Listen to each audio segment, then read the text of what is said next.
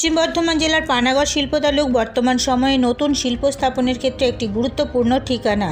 কারণ রাজ্যে তৃতীয়বার ক্ষমতায় আসার পরেই রাজ্যের মুখ্যমন্ত্রী মমতা বন্দ্যোপাধ্যায় পানাগড় শিল্প তালুকের একটি কারখানার শিলান্যাসে এসে জানান রাজ্যের তৃতীয়বারের সরকারের পাখির চোখ শিল্প।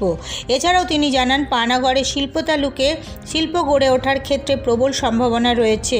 তবে ইতিমধ্যেই পানাগড় শিল্প তালুকে গড়ে উঠেছে বেশ কয়েকটি ছোট বড় কারখানা, শুরু হয়েছে বেশ কয়েকটি কারখানার উৎপাদন। এরই মাঝে শিল্প তালুকের কারখানা নিয়ে বিভিন্ন ধরনের সমস্যা ও অভিযোগ সামনে আসতে শুরু করেছে। কখনো অভিযোগ উঠেছে শিল্প তালুকে স্থানীয়দের কাজ দেওয়া হচ্ছে না, অথবা বহিরাগত লোকেদের টাকার বিনিময়ে কাজে নিয়োগ করা হচ্ছে, যার কারণে ক্ষোভ বাড়ছে স্থানীয় বেকারদের মধ্যে। আবার কোনো ক্ষেত্রে এলাকার পরিবেশের দূষণের অভিযোগ উঠে আসছে, যা নিয়ে বিরোধীদের পক্ষ থেকে মাঝে মধ্যেই পানাগড় শিল্প তালুকে আন্দোলন গড়ে উঠছে। এবার পানাগড় শিল্প তালুকের বিভিন্ন সমস্যা সমাধানে এগিয়ে এলেন পশ্চিম বর্ধমান জেলার আইএনটিটিইউসি শ্রমিক সংগঠনের সভাপতি অভিজিৎ ঘটক। তিনি বৈঠক করলেন পানাগড় শিল্প তালুকের বিভিন্ন কারখানা কর্তৃপক্ষের প্রতিনিধিদের সাথে। শুনলেন তাদের বিভিন্ন সমস্যার কথা, শোনা হয় বিভিন্ন কারখানার শ্রমিক সমস্যার কথাও।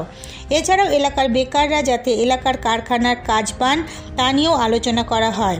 পানাগড় শিল্প তালুকের এদিনের বৈঠক পশ্চিম বর্ধমান জেলার আইএনটিটিইউসি শ্রমিক সংগঠনের জেলা সভাপতি অভিজিৎ ঘটক ছাড়াও উপস্থিত ছিলেন তৃণমূল শ্রমিক সংগঠনের নেতা দীপঙ্কর লাহা, কাকসার তৃণমূল নেতা পল্লব বন্দ্যোপাধ্যায়, পশ্চিম বর্ধমান জেলা পরিষদের কর্মাধ্যক্ষ বৈশাখী বন্দ্যোপাধ্যায়, কাকসা ব্লক তৃণমূলের ব্লক সভাপতি নবকুমার সামন্ত, তৃণমূল শ্রমিক সংগঠনের কাকসা ব্লক সভাপতি চন্দন রায় সহ অন্যান্যরা। আমরা সেই জন্যই বিশেষ করে আজকে এখানে ইন্ডাস্ট্রির যারা কর্ণধার আছেন, যারা ম্যানেজমেন্ট আছে, তাদের সাথে এখানে মিটিংয়ের জন্য এসেছি এবং আমরা তাদেরকে রিকোয়েস্ট করেছি যাতে লোকাল যারা ছেলেমেয়েরা আছে তাদেরকে কাজে অগ্রাধিকার দেওয়ার কথা।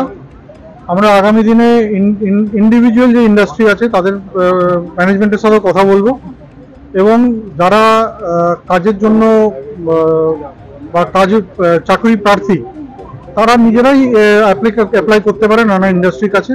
এছাড়াও যদি যে অ্যাপ্লিকেশনগুলো তারা করবে, তারা যদি আমাদেরকে জানায় যে আমরা অ্যাপ্লিকেশন করেছি কাজের জন্য, আমরা নিশ্চয়ই ম্যানেজমেন্টের সাথে কথা বলবো যে লোকাল যারা আছেন তাদেরকে ফার্স্ট প্রায়োরিটি দেওয়ার জন্য।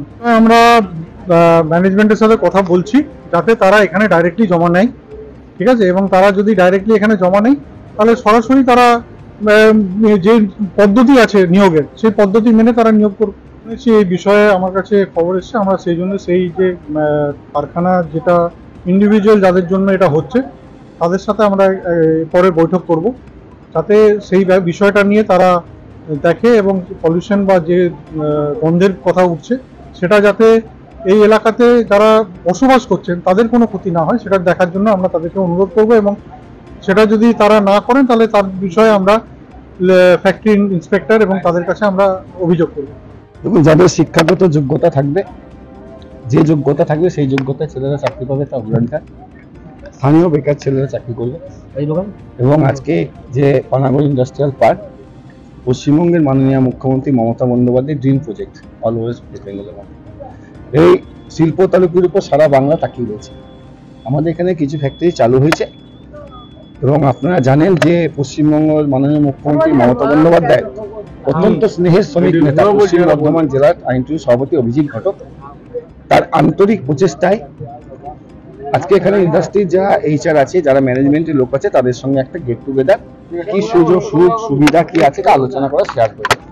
আমার মনে হয় রাজনৈতিক ইতিহাসে এরকম কোনো আলোচনা এর আগে কোনোদিনও হয়নি। এর জন্য অভিজিৎ ঘটককে ধন্যবাদ।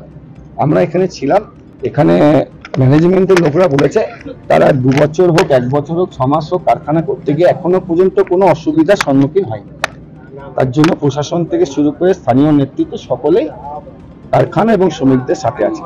আমরা ম্যানেজমেন্টকে বলেছি এবং যে সমস্ত কন্ট্রাক্টর আছে যারা ইন্ডাস্ট্রিতে কাজকর্ম করে, শ্রমিকদের ওয়েস্ট বেঙ্গল গভর্নমেন্টের যে রেট আছে, ওয়েজেস আছে, সেটা তাদের দিতে হবে এবং তাদের পিএফ, পিএসআই এবং সেফটিটা টোটালটা বহন করে ধরুক।